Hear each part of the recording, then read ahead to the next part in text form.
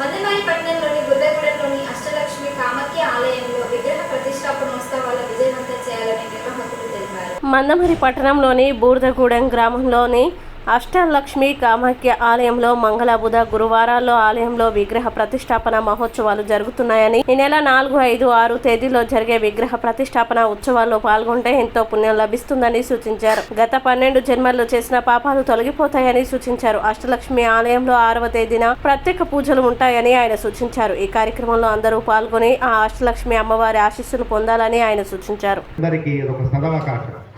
ఈ అవకాశాన్ని ఇచ్చినందుకు మీ అందరికీ, మీలో నా జగన్మాతకు ప్రణమిల్లుతూ మీకు ప్రత్యేక ధన్యవాదాలు. శ్రీమాత్రే నమః. ఇప్పుడు స్వామీజీ అసలు టైం దొరకదు, వారాహి పీఠం నిత్యకాలటి పర్యంత మధ్య దూరస్వరూపిణి కంట నుంచి చటి వరకు ఉన్నటువంటి చక్రాల్లో ఎవరున్నారట? మహాలక్ష్మి అమ్మవారు కొలువై ఉంటుంది. మధ్య కూటస్వరూపిణి శక్తి కూటైక తాపన్న కట్య ధోభాగదారిని కటి నుంచి కింద వరకు అంతా కూడా శక్తి రూపంలో ఉంటుందట.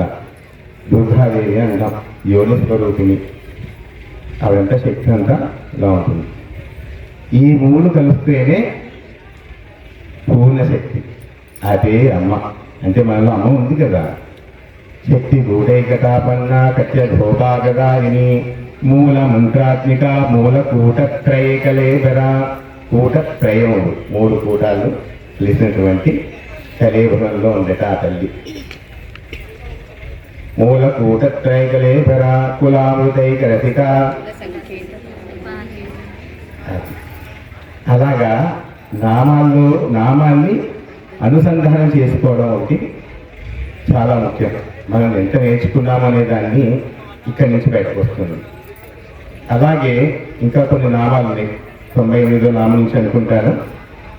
విశుద్ధ చక్ర నిలయ రక్త వర్ణాతిలోచన. విశుద్ధ చక్రం ఎక్కడ తల్లి చెప్పండి? విశుద్ధ చక్రం. విశుద్ధ చక్ర నిలయ రక్త వర్ణాతిలోచన. ఆ తల్లిట రక్తవర్ణంలో 3 ముఖాలతో ఉంటుందట. కట్వాంగాది ప్రణావధనైక సమన్విత పాయసాన్న క్రియా సత్సా పశులోకరేంద్ర. ఆ తల్లికి ఏమి ఇష్టమట?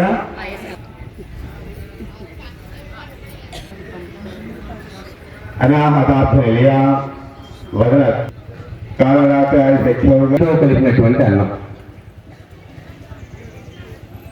మళ్ళీ రాజస్థాన్ లేయా చక్రం ఉంది.